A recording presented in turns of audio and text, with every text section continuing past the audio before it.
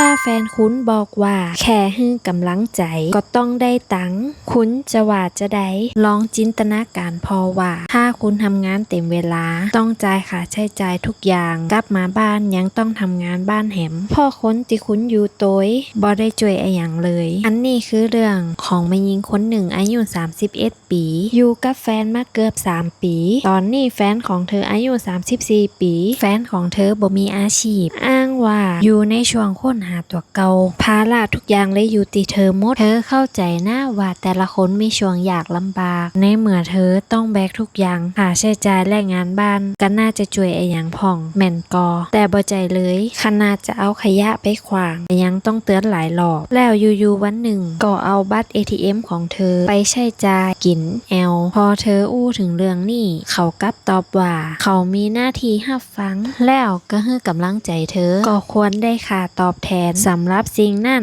ฟังแล้วถึงกับอึ้งเธอเลยบอกว่าถ้าเขามองความเข้าอกเข้าใจเป็นแรงงานถ้าอันเขาก็ควรเข้าใจว่าการยากงานบ้านนี่ก็ยากให้เธออีกเหมือนกันแล้วตอนนี้เขากลับมาว่าเธอเป็นคนวัตถุนิยมพอเห็นค่าความจริงใจของเขาตามแต่เธอพิดกาติบ่อยากจ่ายตังค์ให้แฟนแค่พ่อเขาคอยรับฟังแต่บ่ได้ช่วยอะไรอย่างเลยคิดเห็นจะได้กระแชร์กับคอมเมนต์ได้เนอ